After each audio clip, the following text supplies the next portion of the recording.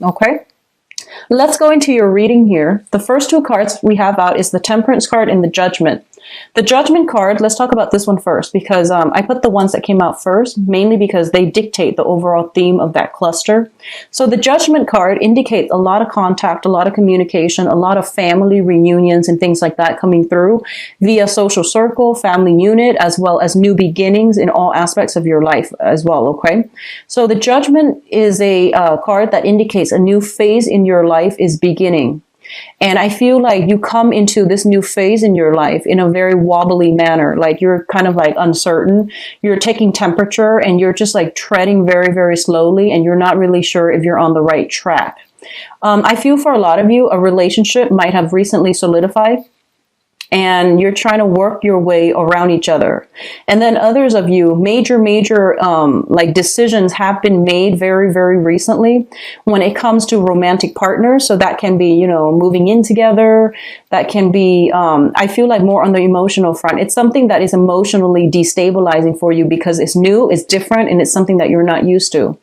I also feel there are some family things coming through where one parent might be feeling under the weather, you're far away, you're hearing about this, and you're contemplating, taking a trip to come see them. And likewise, I feel like something about family, especially for those of you with children, medical, procedures, diagnoses, and even coming in for tests, coming in for flu shots, coming in for maintenance when it comes to the health of a child or health of parents. So all of these things are coming through in very, very subtle ways, and they all hit you like different times of the month. And I feel like, all of a sudden you get a call and it does worry you because you are a very family oriented sign. And I do sense, like you identify very, very strongly with your family unit. Even if you're single right now and you don't have a family, I feel like that childhood family that you grew up in, whatever affects them, you feel like it affects you. So I do see a lot of that coming through, and then, people playing phone tag, and then you have to get back to them when you can. And then when you can, you stay on the phone for way too long because they have a lot of other things that they want to tell you. So I feel like it's just a lot of time that is being devoted to family members, to especially if they're going through some type of medical diagnoses and things like that. Okay. The Temperance card comes in as a reminder for moderation. This is a card greatly about not over drinking, not overextending ourselves, knowing when to pull back our energy and knowing when to extend outwards. So I feel like you need to find some type of a middle ground as to how you spend your time, as to how you manage things in your life, and as to how you don't let troublesome things, troublesome relationships, troublesome information coming from your external environment. Like, don't let it destabilize you. Find a way to process it, deal with it. And I don't want to, sound condescending by saying that, but I feel that you have your own responsibilities that you need to take care of. And you're not there to, soothe other people's problems. They're supposed to be self-sufficient in that manner. So you're not there to be, everybody's fix-it lady or man. You need to draw back your energy pretty much. Okay. So don't extend outward, draw back in, and don't let yourself get swept away by the emotional ties of everything that's happening around you. And that is easier said than done, but I feel it is going to be required this month. So if you have a little bit of alone time, find things to do with your hands so that you're letting that overactive energy dissipate. So rather than sitting there thinking about it and ruminating over things, or, keep talking about things or keep thinking about things, find something to do to keep your mind occupied, keep your hands busy so that you're not thinking about it and you're immersed in the moment. Okay. The next two cards that are coming through is the Five of Swords and the Seven of Pentacles. Now, the Seven of Pentacles is it's a situation where you have devoted a lot of your time, love, nurturing, attention into a situation. So this is like, going through that period where you've done all the preliminary work in order to reap the benefits of your the fruits of your labor. And what I feel is there is some type of a disappointing news coming through. So I feel very strongly for some of you, if you are applying for school, And I know it's weird, it's November, but you're applying for school. You might have taken some exams in order to apply for school, and then you might realize that, the school of your choice, they require higher scores, so then there's something about readjustment here that needs to happen. The Seven of Pentacles is a very, very good card. It's like waiting on a decision from somebody else. However, it's linked up with the Five of Swords, which is an empty victory card. It's like victory at somebody else's expense. And then as a result of it, I feel like, yes, you might get what you're asking for, but, at whose expense? So I feel like it's a double-edged sword when it comes to like, something you devoted a lot of your time in, and now it's coming through, it's bearing fruit. But you might now realize that this is not something that your heart was entirely set on from the get-go. And a lot of you, some of the times, it reminds me of this, where you might want something, right? And then once it's like in front of you, you realize that you might want something else. And that can extend towards, school applications, that can extend towards like job offers, that can also extend across relationship sectors as well. Somebody might be attached and you feel like you really want this person. You might reach out to the person. And then, they leave their family, their spouse and things like that for you. And then you realize, you know what, I might have just wanted that competition. I might not have wanted that thing. So these are, things that could potentially play out. And either way, what it does is that it allows you to see and allow you to know and allow you to get some confirmation as to what it is that you really want to begin with. And which ones of those things which ones of your desires are actually based on, vanity, based on unrealistic expectations, or based on just, the whole point about winning, wanting something just because you can't have it, or wanting something just to prove to yourself that you can attain it, but then once it's within reach, you might now realize that you don't want that to begin with, okay? So there's something of an element here about, knowing what you want, and that truth, that revelation might come about as a double-edged sword. For others of you, and I'm getting this message very, very strongly, I feel honestly that you might be in a love triangle. And I'm going to do your love reading in a little bit. So I hope, that will allow you to get some insights into your specific situation. And I feel if you are in a love triangle, you might already know that you're in a love triangle. This is not going to be like revelation, things coming in as a surprise. Okay. So I feel like you might be attached to somebody, and you might be in starting a new relationship, or you might be coveting somebody who is in a relationship. And I feel like, they might tell you, oh, I'm going to leave so-and-so, and I'm going to leave them, and it's going to happen, 2 months from now. And like whatever they tell you, you've been waiting. And then you realize, you know what, they're stringing me along. So I need to like cut them out of my life.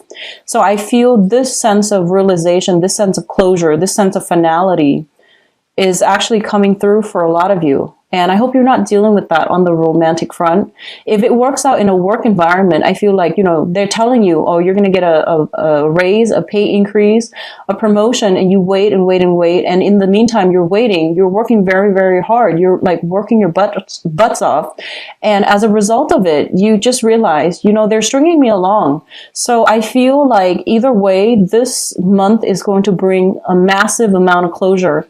And this is actually an energy I've been feeling for a lot of signs, not just for you guys, but I feel like for you guys, it's a little bit more clear so that you can move once and for all past it, and that you can focus your energy on people, on projects that are worth your time. So that's coming through here. The next cluster here, we have the Queen of Cups as well as the Eight of Pentacles. So you have a water sign. This is a Pisces, a Cancer, or a Scorpio. This is somebody with a lot of good advice, good counsel, and somebody that, you can turn to whenever you need some guidance. So I feel like this can serve as a relationship partner, but, or even a friend, or, family member. But what I'm feeling overall is that this is somebody who's very, very emotionally supportive of you. So whoever they are in your life, they are, sun, moon, or rising, Pisces, Cancer, Scorpio. They are somebody who is very kind, emotionally supportive. They believe in you, and they always, praise you, say good things about you, and they give you that emotional support. And they might, so, for example, they might tell you, reach for the stars and you will always, always achieve your dreams. And I feel like even through the times that you doubted yourself, through like many disappointments, they have always been there for you. And I feel like this is the month in which this person is going to be front and center in your focal point. And they are going to give you, if you were trying to reach for the stars and you feel like you have failed, or you feel like you need to do some readjustments when it comes to your goals and expectations, I feel like they're still there giving you that emotional support, and they're showing you how to do something in order to move things along. A lot of you might be sending out resumes, and I feel like resumes for scholarships, resumes for schools, resumes for work. If you are sending out resumes for work, I do feel this person, well, for whatever you're sending out for, I do feel this person is giving you some valuable insights as to, what you should include. And I feel that it would be in your best interest to try to follow their advice. They're going to give you very, very good, solid advice. If you are looking for work, if you're thinking about, applying for schools and, changing your career direction. So before, if you were doing medicine, now you might be thinking about law. That's also what I'm feeling. And you might be doing like a drastic 180 where you're just like, I'm not really sure if this is the right career track for me. So I want to explore this other option. And I feel like you have somebody here that's going to be able to give you some guidance. Okay. One of the things that that they might say to you here is, don't be so. They might say something like, so that you know who this person is. They might tell you, don't abandon projects too early. They might tell you, keep working at it, work at it until you've exhausted all possibilities before you change your direction. So there's somebody who really values hard work and dedication and, that stick-to-itiveness. And they might tell you, keep working, keep at it. You're going to be good. You're going to be safe. You're going to be okay. And you deserve it. So I feel like they keep pushing you to work towards a specific goal and to never give up. So that's the type of emotional support you're getting from this person, okay? And they're going to help you along the way as well. Job applications, I do see that. I see scholarship, grants, applications, and I feel like it's highly competitive as well, okay? So you have to somehow make yourself stand out, because I feel like you're competing against many, many, many people. And there are a lot of, for example, if it's like an internship that will allow you to work with a very, very prestigious organization.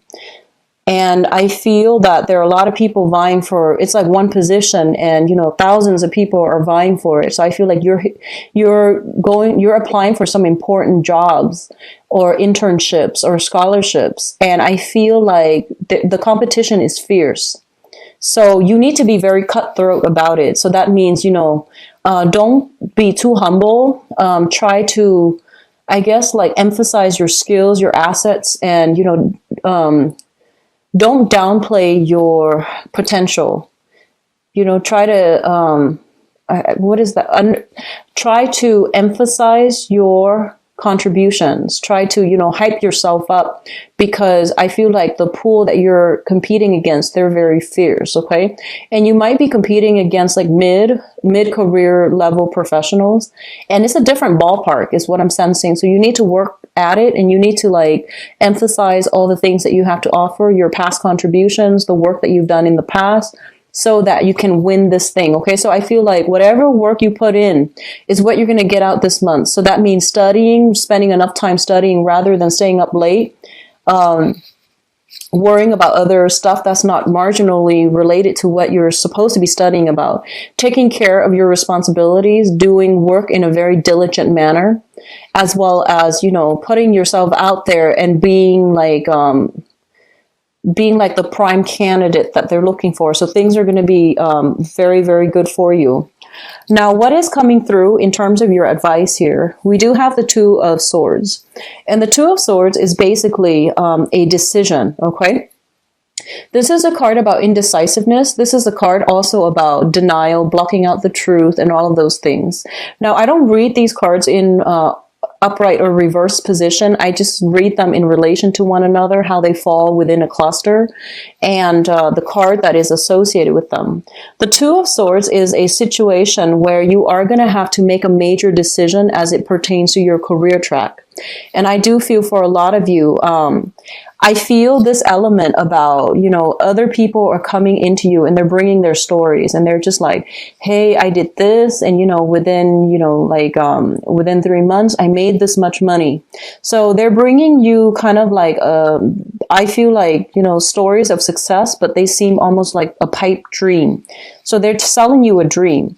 And I feel like a lot of you might be taken in by these things, by these stories, like get rich quick schemes come to mind, shortcuts, financial, doing some financial investment or even some long-term planning and opening up businesses is what I'm feeling. But you feel like it's a gamble. And a lot of you are just kind of like have been going through your life doing the right thing, like getting that job, working 9 to 5, working your butts off and, trying to do things in a correct manner. It might be slow, but it has worked for you. And then all of a sudden you might have people coming through with these get rich quick schemes and they're like blowing your mind and you want to believe them.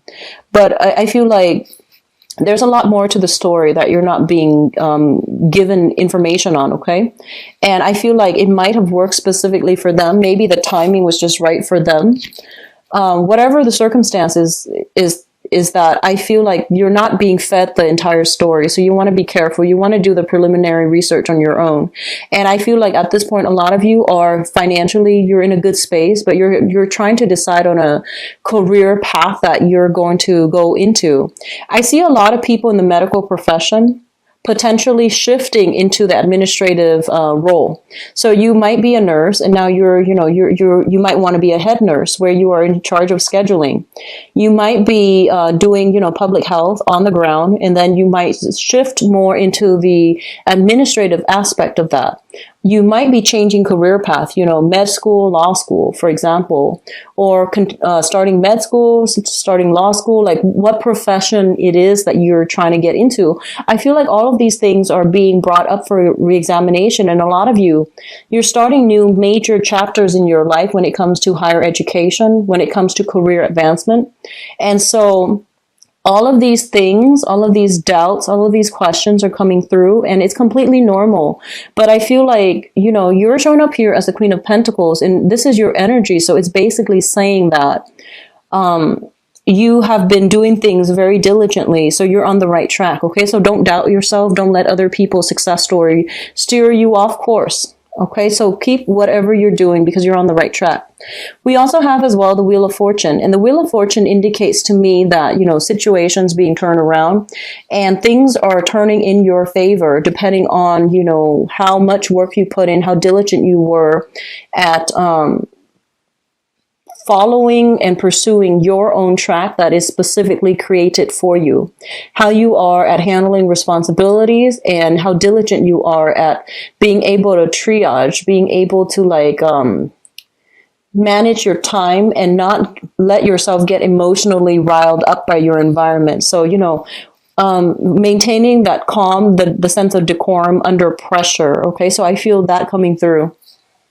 One last thing I'm feeling is that I do sense here that, there is something here and I can't really put my finger on it just yet. It's actually talking a lot about, winning at somebody else's expense. Okay. And I feel like you want to really reassess this situation if you are kind of like a third party. And, that's never a good thing overall. But you also have to think about actions and consequences because with when we are ending on the Wheel of Fortune, with the Justice card, it's divine intervention, divine karma. It's like the divine, balancing of that karmic scale. So if you are knowingly wedging yourself in between a couple, it's not going to end well. Okay. I don't feel it's going to end well. There will be confrontation and there will be decisions that that might not even, be up to you to decide. And then likewise, if you are romantically linked up with somebody, and somebody's trying to get in between you, there will be divine retribution as well. So I feel like, depending on which side of the coin you're on, I don't feel you need to worry much if you're doing things by the book and if you're righteous. But I definitely feel something about karmic endings, like karmic ties being broken up.